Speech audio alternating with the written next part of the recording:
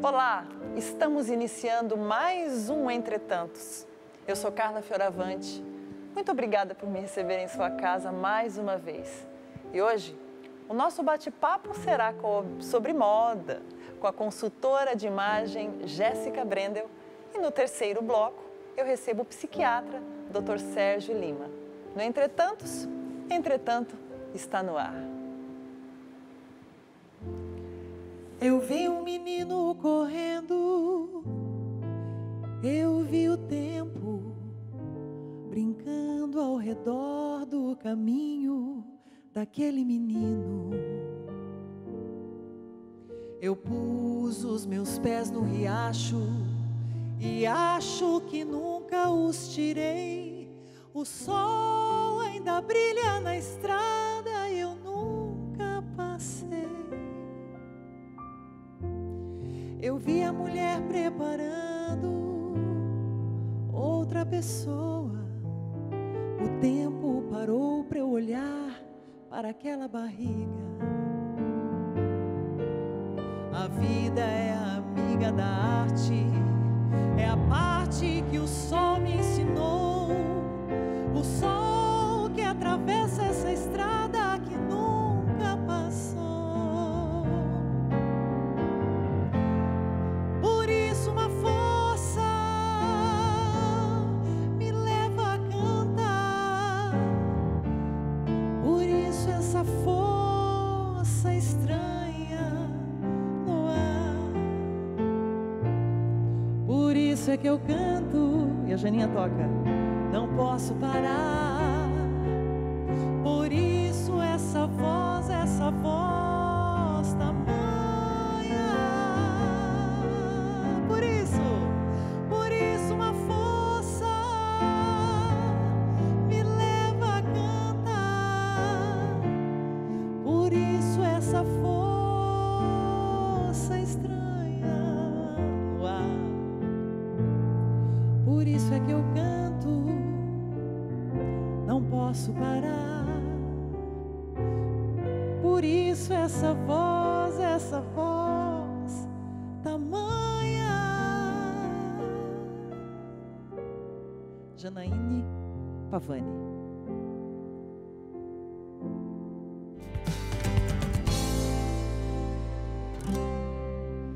A moda documenta o passado, mas também assinala transformações da época em que vivemos.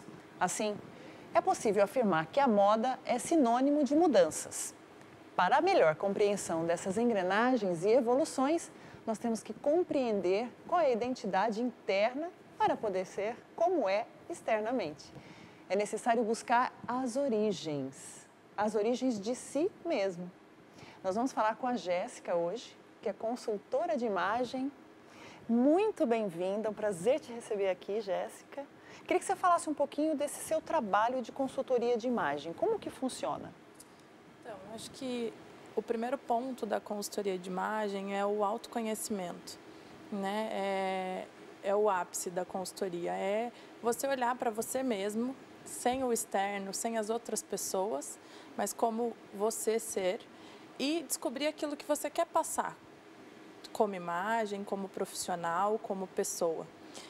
E aí, depois desse processo de autoconhecimento que eu acabo como consultora acompanhando, a gente tem a parte de treinamento também. Então, de descobrir como é o guarda-roupa, como é essa imagem, né? Como as cores podem influenciar na sua imagem ou na valorização da sua própria beleza. E aí, nesse treinamento, eu te ensino a lidar com todas essas partes técnicas da moda, né? Mas eu acho que o ápice é sempre o autoconhecimento, é se olhar e reconhecer o vestir-se de si mesma e não ter que seguir um padrão específico. Uma tendência, de repente. Você acha que cada pessoa tem uma paleta de cores, assim? Existe, né, falando tecnicamente, algumas paletas específicas para tipos de pele diferentes, né? E isso não é dividido em peles brancas, muito brancas, morenas e negras, né? Dentro das negras, por exemplo, existem mais de 5 paletas. né? Dentro das brancas também. Então, a gente faz um teste de coloração para descobrir tudo isso. Isso é uma das partes mais técnicas da consultoria de imagem, né? E aí muitas clientes me perguntam, mas eu posso usar só as cores da minha paleta de cores, mas eu gosto tanto de, por exemplo, vermelho e não tá esse tom de vermelho específico. Não, não é uma regra. Eu sempre digo que existem, lógico, técnicas para se valorizar, mas não é uma regra, você não tem que ser... não existe certo ou errado dentro da moda. A moda é uma forma de expressão e é uma forma de expressão única. Você descobre como se expressar. E as cores também significam isso. Se você gosta muito de uma cor, eu só dou dicas onde você possa colocar ela e ela continuar te valorizando. Então, se, por exemplo, o vermelho não está na tua paleta de cores e você gosta muito, a gente joga num acessório, nos detalhes, longe do rosto. Então, a gente tem algumas técnicas para que você possa continuar usando aquela cor que você gosta. Porque as pessoas às vezes veem assim, a moda como imitação, né? Por exemplo, fica bem naquela determinada atriz ou naquela determinada pessoa que você admira, você quer vestir-se daquilo como se você pudesse parecer, na verdade, com a pessoa, né? Então, acho que o que você está me dizendo é que está um pouco além. Acho que cada pessoa tem uma identidade interna para ser visual. Exatamente. Né? Isso te fascina no trabalho? Eu acho que é esse o grande ponto, né, do meu amor pela moda. Essa diversidade dentro de tantas belezas, né? Porque a beleza não é uma coisa única, não existe um padrão de beleza, um padrão de corpo. E eu acho que a moda tem evoluído muito nesse ponto, né? As coisas têm mudado. Se a gente estudar a história da moda, há muitos anos atrás existiam padrões, né? As mulheres se torturavam, às vezes, com roupas, porque elas, para serem aceitas dentro de uma sociedade, elas precisavam daquilo. Uma frase que, para mim, na minha carreira é bem marcante, é uma frase da Coco Chanel, que para mim é uma inspiração, que ela diz que a beleza só começa quando a gente começa a se vestir de nós mesmos. Perfeito, perfeito. E, na verdade, o que a gente percebe muito é que a aparência hoje é importante para relações tanto afetivas quanto de trabalho. Enfim, hoje tem um olhar exigente sobre isso, né? E você acha que as pessoas podem, mesmo identificando o que elas gostam, identificando o seu estilo, elas podem, no trabalho, nas relações, se manifestar dessa maneira? Esse é um grande problema ainda que a gente enfrenta, né?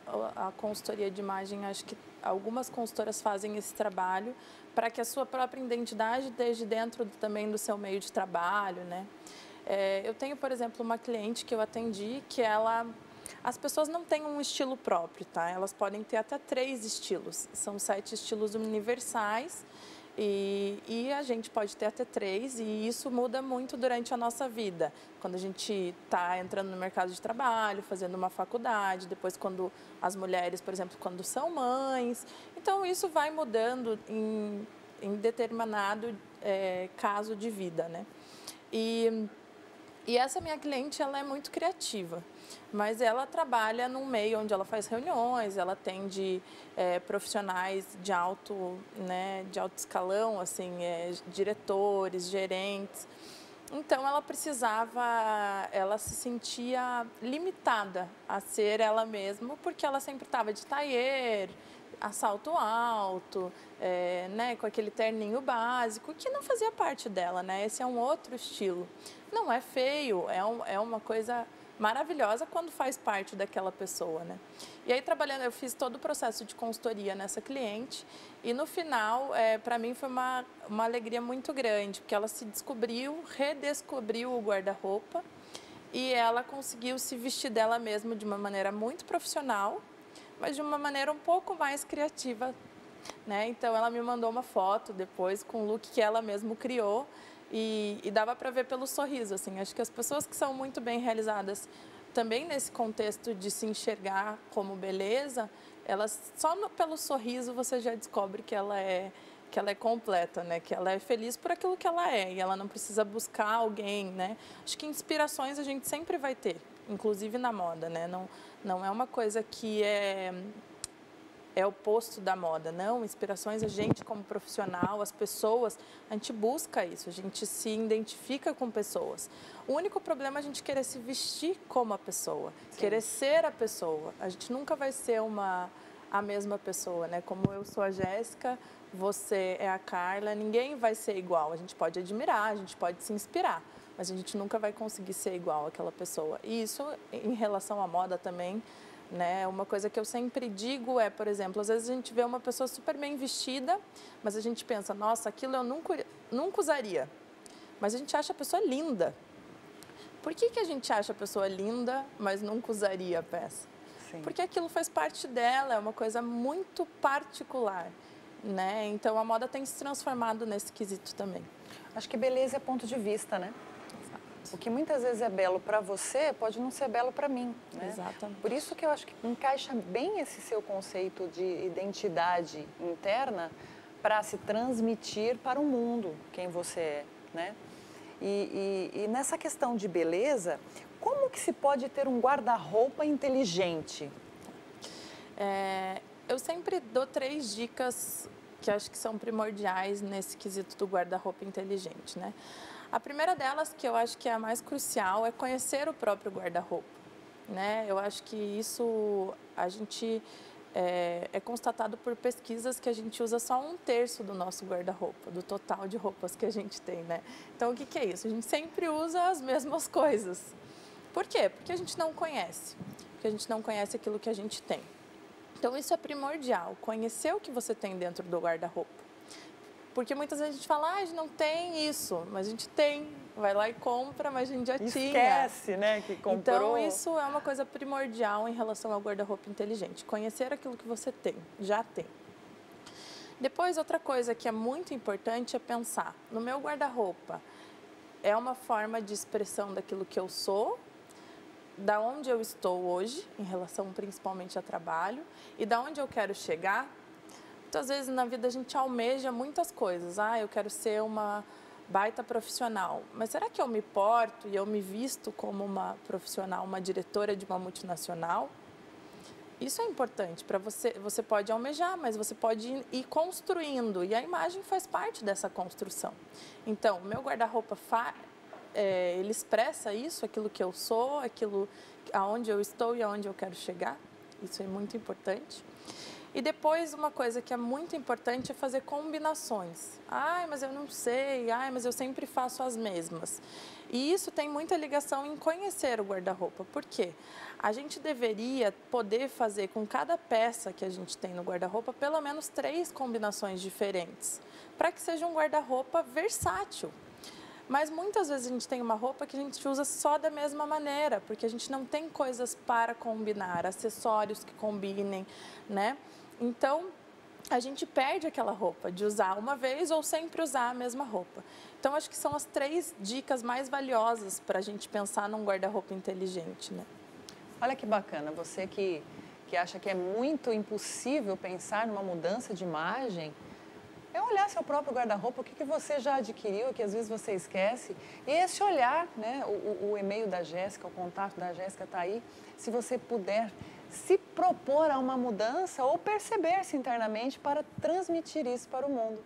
Eu vou continuar falando com a Jéssica no próximo bloco. Me aguarda rapidinho que o Entretantos volta já.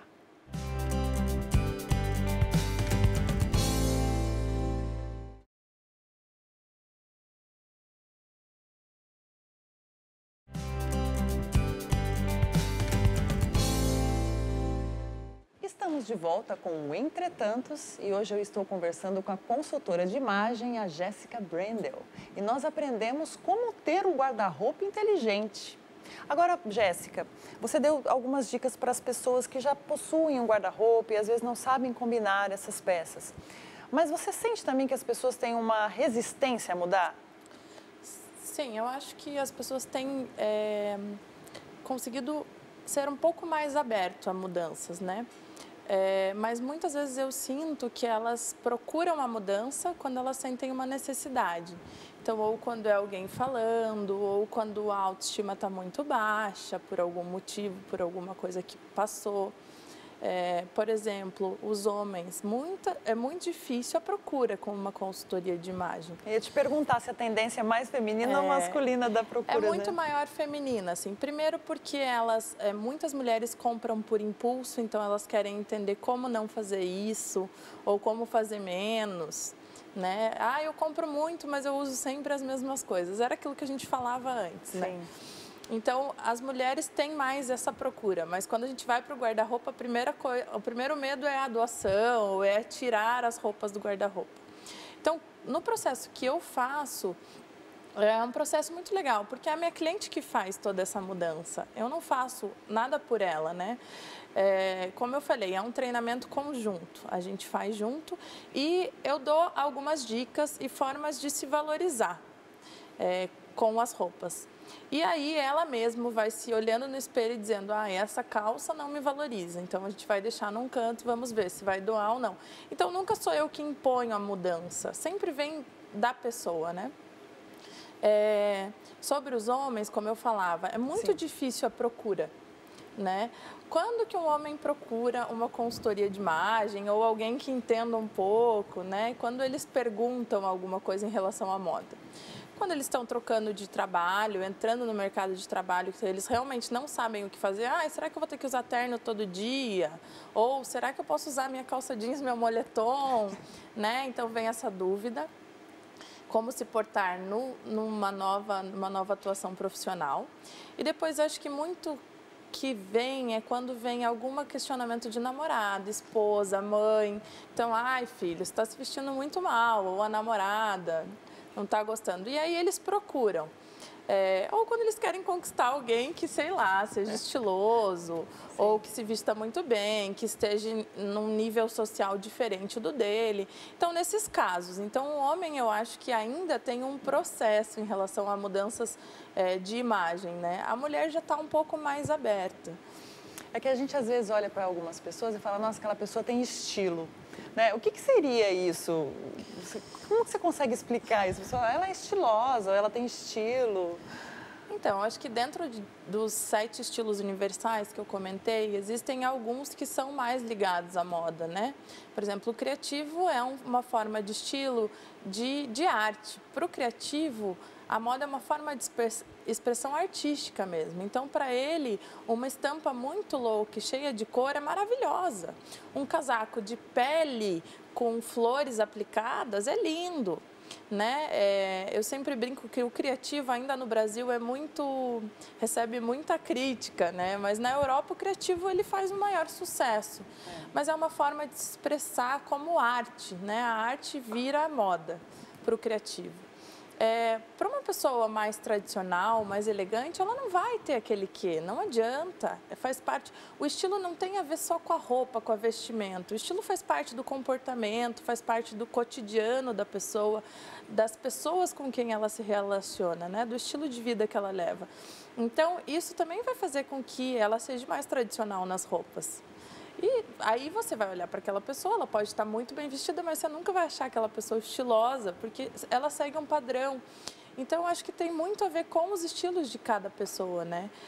O moderno já é um estilo que busca mais o que está na moda, o que está em alta. Gosta do urbano, gosta da arquitetura. Então, os recortes das roupas são diferentes, né? Uma parte do casaco é reta, a outra é pontuda. Então, é isso que faz uma pessoa ser estilosa, são o próprio estilo que vem daquela pessoa, né? Então, como eu disse, a gente não pode ser igual a outra pessoa, você pode achar incrível, ela super estilosa, mas você nunca vai se ver naquela roupa. E é uma coisa natural, porque não vai fazer parte de você. Se você colocar, talvez você vai ficar parecendo, sei lá, outra pessoa, ou vai estar engraçada, né? Pode passar uma outra imagem. Por isso é importante esse autoconhecimento. E essa forma como você se comporta, né? Exatamente. Como você reage diante das coisas que você recebe do mundo, das pessoas, tem acho que tudo a ver, né? Tem uma frase na arquitetura, não sei se cabe também para a moda, mas também é histórico, o menos é mais, né? Isso, a gente pode atribuir isso à questão de acessórios? Eu acho que essa frase hoje, na moda, a gente pode atribuir mais em relação ao consumo, né? Cada vez mais a gente fala de um consumo consciente, né? Isso é muito importante, porque o consumismo não nos torna melhor. Claro, ele fomenta a indústria da moda, lógico. Sim. Mas será que eu preciso comprar o tempo todo? Será que eu não estou procurando alguma coisa que não é na moda que você vai encontrar, né? Então, isso é importante. O consumo consciente em relação também a cuidar da natureza. A indústria da moda, a gente sabe que é uma das indústrias que mais prejudica o meio ambiente, né? Por N questões, tecido, tingimento, várias coisas.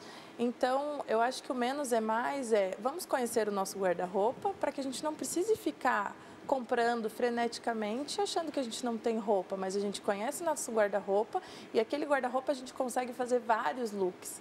Então, eu acho que essa frase hoje cabe mais aqui, nesse sentido de consumo consciente, de pensar também num todo, não só em si. E também muito sobre o olhar do outro, né? Ah, aquela pessoa já usou aquela roupa, ela já repetiu aquele sapato, olha como ela está. Então, assim, é muito o olhar do outro também. Sim. Né? E como você está interiormente, Exato. também a gente pode representar muito disso, né? De você estar de bem, estar muito bem vestido, ser uma pessoa estilosa, ser uma pessoa criativa ou ser uma esporte mais fino, sim. Enfim, né? Eu acho que hoje existe muita possibilidade. Agora, você acha, Jéssica, por exemplo, existem alguns estilos de corpo, né? Que algumas roupas não ficam legais, assim. A pessoa fica meio estranha, assim. Você tem alguma dica para um determinado corpo que você pode nos orientar? Eu acho que assim, em relação a corpos, eu sempre digo, e eu gosto de ressaltar isso, porque a mulher ainda tem um problema em relação a corpos, né? As magras são mais bonitas, as violão, né? Esse é o corpo perfeito. Não existe corpo perfeito, né? Existe como você veio e aquilo é perfeito para você. E então não existe um padrão. A primeira coisa, eu acho que principalmente para as mulheres, eu reforço isso. Não existe um padrão, né? Se olhe e se ame. Mas assim, posso dar algumas dicas. Por exemplo, uma coisa que é muito forte, às vezes a gente faz isso, vê uma promoção, né? Ou vê uma roupa que você amou, mas não tem no teu tamanho. Ou tem maior ou tem menor. A gente tem que usar roupas do nosso tamanho. A gente não pode usar roupas maiores, porque você vai ficar desleixada, né? Não vai passar uma imagem legal. E a gente não pode usar roupas menores, porque vai marcar teu corpo, talvez aquelas coisas que você queira disfarçar. Um cuidado também é com os tecidos, por exemplo. A malha é um tecido que marca muito. E dependendo da malha, ela é um tecido que ela fica velho muito rápido. Né? Desbota, cria bolinha, né? Ela não são todas as malhas que têm qualidade. E em relação ao corpo, ela marca muito. Então, será que a malha, para essa imagem que eu estou querendo passar, será que ela é positiva? Então, acho que esse exercício de se olhar no espelho é muito legal. Eu nunca falo para minha cliente assim, você pode ou você não pode usar esse tipo de roupa. Vamos provar? Vamos dar uma analisada? E aí elas mesmo começam a se analisar. E isso é um exercício que todo mundo pode fazer, né? Outra coisa que eu sempre digo reconhecer aquelas partes do corpo que você gosta muito e aquelas que você gostaria que não fossem daquele jeito ou que você não gosta. E aí você sempre põe as cores mais escuras nas que você não gosta e as cores mais claras e mais vivas nas que você gosta. Então, e também detalhes, acessórios, texturas de tecido, né? Tudo isso onde você gosta, onde você quer chamar a atenção e ressaltar. Porque se você coloca, por exemplo, você tem um quadril muito grande e você não gosta de ter um quadril muito grande e você coloca uma calça cheia de detalhe em bolso, você vai aumentar o seu quadril. A mesma coisa quando você tem ombros mais largos que o quadril.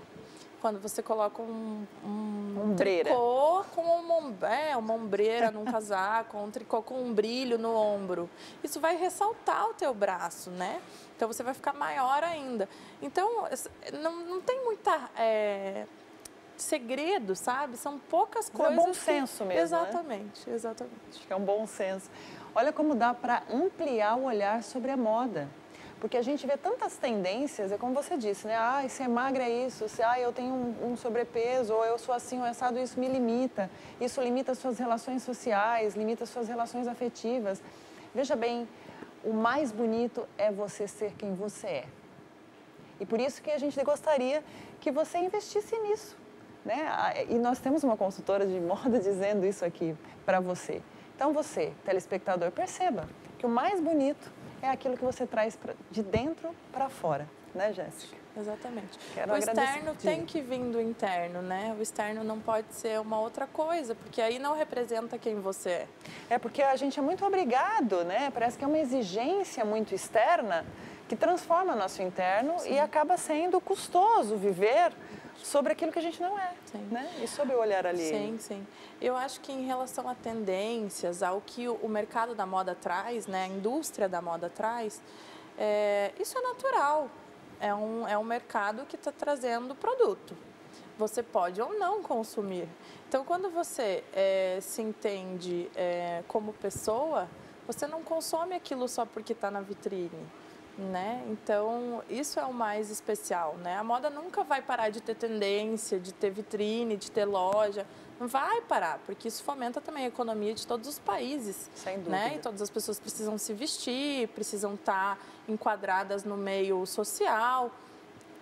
A moda existe para isso, né? A moda é comportamento, então ela existe para isso. Mas isso não quer dizer que você precisa todo mês, porque a vitrine da loja mudou, tá consumindo uma coisa diferente que não tem nada a ver com você, né? Nem sempre estar atualizada é se vestir de si mesmo. Exatamente.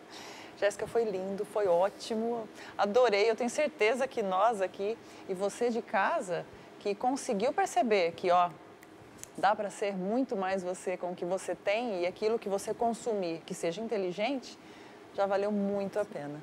Obrigada por sua presença. Obrigada Quero ter você aqui outras vezes para a gente falar sobre as tendências, sobre o que é belo para si mesmo, para transmitir isso ao mundo. E fica para o próximo encontro, Jéssica. Muito obrigada. Obrigada a você. A gente volta já.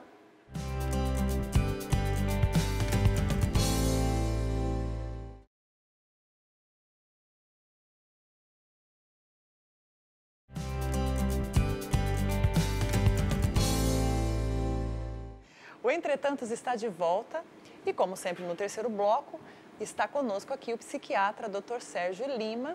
E hoje nós vamos dar continuidade, na verdade, a um assunto que atinge muitas pessoas de todas as classes sociais, a depressão. O Dr. Sérgio Lima vai nos ajudar a entender essa tarefa tão difícil que é olhar para os sintomas da depressão. Sérgio, a gente estava falando de moda, né, desse olhar que o mundo tem sobre o aspecto, a aparência. E eu acho que casa um pouco com esse tema depressão, né? Porque as pessoas se deprimem muito por não serem aquilo que querem ou gostariam. Mas a depressão está além disso. Quais são os sintomas da depressão? Então, Carla, a depressão é muitas vezes difícil de diagnosticar exatamente por isso. Porque a pessoa pode ser,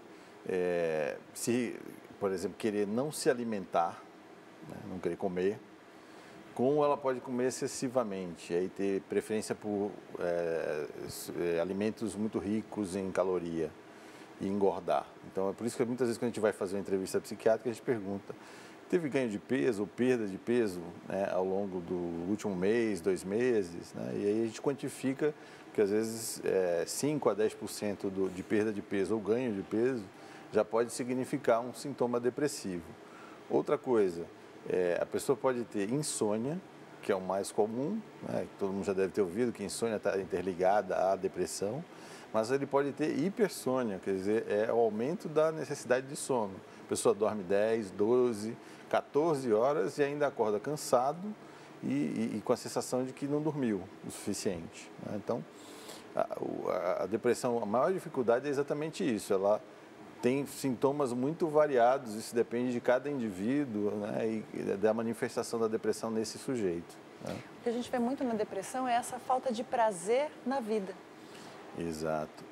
Essa não motivação, não vislumbrar um futuro, uma visão pessimista em relação ao futuro.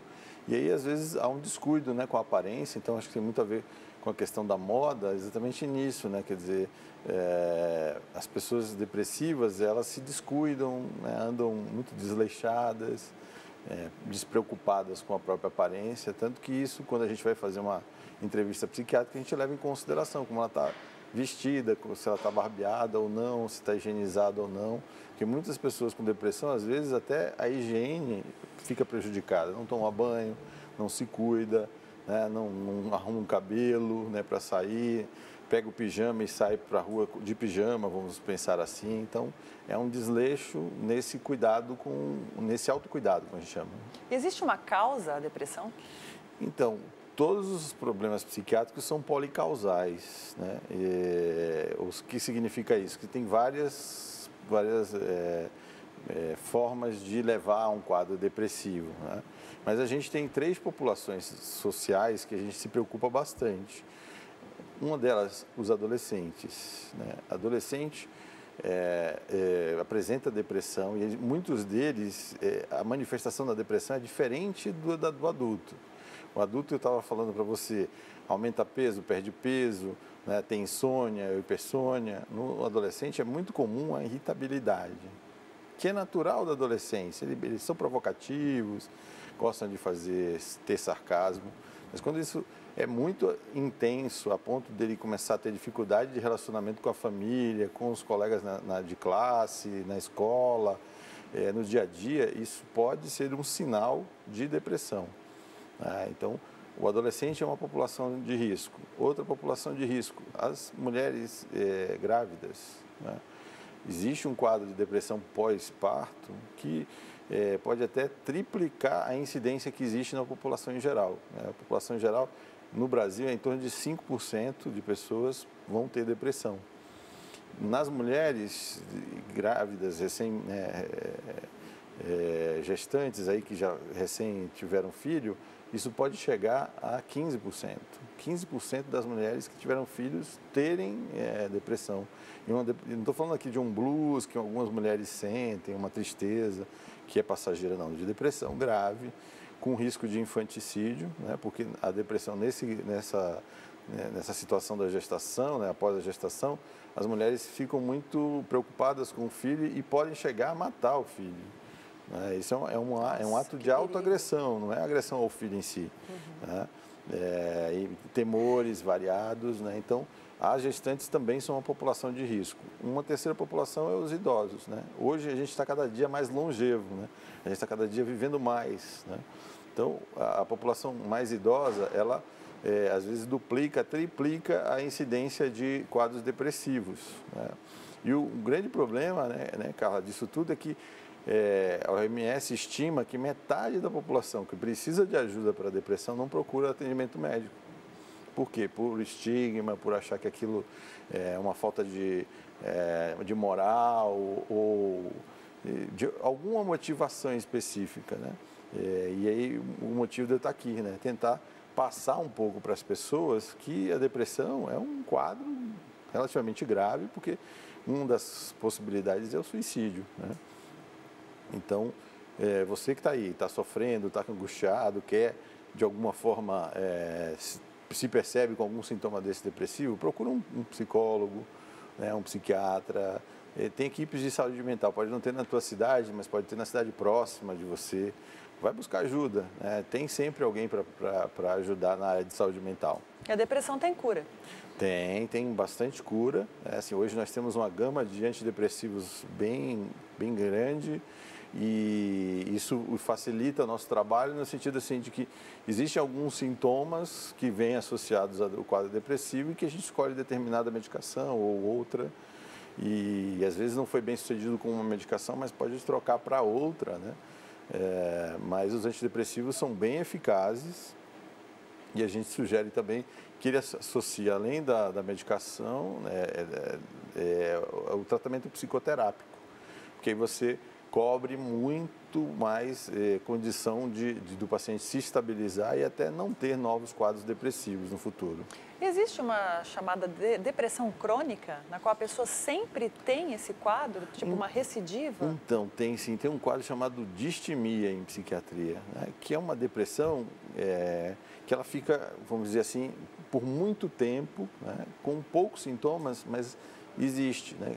É como se o indivíduo, vamos usar a metáfora da gripe, né? Às vezes você se curou da gripe mais grave, né? Mas você fica com alguns pequenos sintomas, uma coriza e tal. Então, essa depressão, ela mantém isso. Então, é um estado de pessimismo, não acredita na vida, né? Então, há uma manutenção disso ao longo do tempo. E isso, para a gente considerar o diagnóstico, tem que durar pelo menos 2 anos. E muita gente, às vezes, acha que isso é da personalidade dele. Eu sou meio depressivo, sou meio melancólico, mas não é. Às vezes é a distimia, que é um quadro também bem grave, porque às vezes se soma a esse quadro de distimia uma depressão bem profunda quando acontece algum fato, alguma situação X, de alguma frustração, por exemplo. E há um aprofundamento disso e aí fica mais difícil ainda de se tratar, porque a pessoa acredita que ela é assim, né? Então vai ficar mais difícil buscar ajuda. Num próximo programa, até a gente pode falar sobre o transtorno afetivo bipolar, que oscila, né? A pessoa oscila entre quadros de mania e depressivos. Exatamente. E ela pode passar um grande período dessa fase depressiva. Exatamente. Que é diferente, é outro diagnóstico. É outro diagnóstico, é uma outra doença para a gente da psiquiatria, né? Como se fosse um outro quadro e as medicações são diferentes. Nem sempre o antidepressivo é usado, né? Depende, tem que ser usado com critério, porque senão ele entra no quadro da mania, que é um quadro também muito grave, né? Que motiva várias internações psiquiátricas. Nós temos que ficar muito atentos a nós mesmos e atentos às pessoas que nos rodeiam, porque muitas vezes as pessoas têm muita dificuldade de pedir ajuda, né? Exatamente. Tipo, eu estou sentindo tais coisas e a pessoa muda o comportamento, né? Ela era uma pessoa integrada, saía muito, de repente a pessoa vai se isolando. Acho que essa questão do isolamento também é muito frequente na depressão, né? É verdade. É um fator que também é significativo na depressão, né? A pessoa começa a restringir os seus relacionamentos sociais, não gosta de ir a encontros com amigos, a festas, né? E acaba deixando de ter o convívio social que ele, no passado ele apresentava. E aí ele começa a não apresentar, né?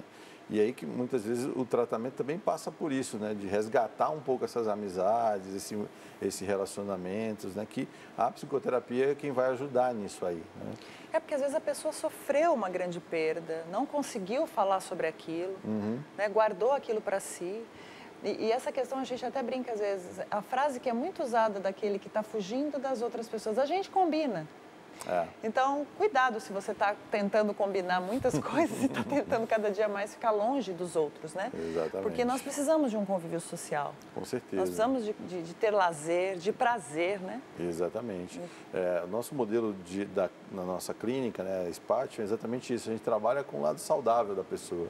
Todo mundo tem seu lado saudável. Se você parar para ver, você vai descobrir o lado saudável. Um lado que gosta de um hobby, alguém que gosta de fazer bicos de marcenaria, que se interessa por madeira, por fazer coisas em madeira, ou que gosta de tocar, cantar, que nem nós aqui, né? Sim. Ou que gosta, sei lá, de arte-terapia, nós temos tanta possibilidade. Né? Ou gosta de ir em museu, né? Tem uma vida cultural, né? Ou a própria moda aí, que a gente estava vendo que a Jéssica mostrou para a gente, né, como é possível você resgatar o seu próprio armário, que você nem conhece, né? Então a gente sente um pouco isso, que muitas vezes o quadro depressivo, a pessoa tem dificuldade de ver o seu lado positivo. E no nosso tipo de tratamento, a gente busca muito conhecer o paciente exatamente para poder lançar luzes nesse lado saudável. Não é só ficar falando da doença, do que causou a doença. Então, no caso, vamos imaginar uma moça que sofreu um abuso sexual e que aí ficou deprimida e por causa desse abuso sexual nunca mais conseguiu se relacionar. Se a gente ficar só falando do abuso, a gente não vai ver o lado criativo que ela tem, que é, por exemplo, de gostar de teatro, por exemplo, que ela parou de ir buscar o teatro por medos, por angústias. A gente vai motivar que ela volte ao teatro, ela volte a passar por essa experiência artística, né, que ela gosta. Para quê? Para ela sair dessa vivência depressiva, né? A superação não é só o remédio, existe, né? Exatamente, a superação existe.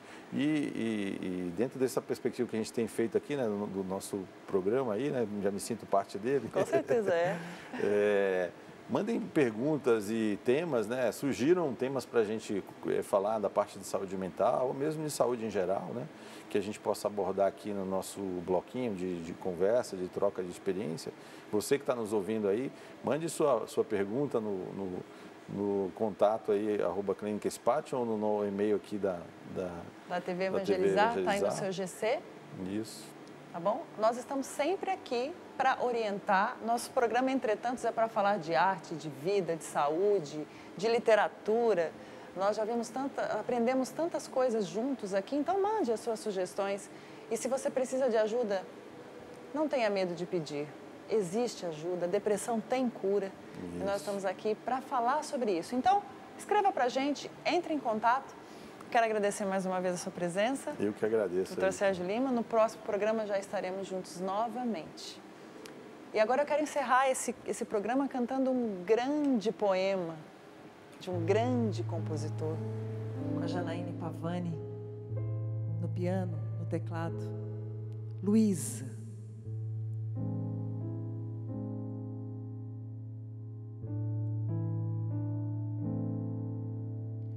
Rua, espada nua, boia no céu imensa e amarela, tão redonda a lua, como flutua, vem navegando azul do firmamento e num silêncio lento, um trovador cheio de estrelas. Escuta agora a canção que eu fiz pra te esquecer, Luísa. Eu sou apenas um pobre amador, apaixonado, um aprendiz do teu amor. Acorda, amor, que eu sei que embaixo desta neve mora um coração. Vem cá, Luísa, me dá tua mão. O teu desejo é sempre o meu desejo. Vem, me exorciza, me dá tua boca e a rosa louca. Vem me dar um beijo e um raio de sol nos teus cabelos, como um brilhante que partindo a luz escorre em 7 cores, desejando então os 7.000 amores que eu guardei somente pra te dar, Luísa.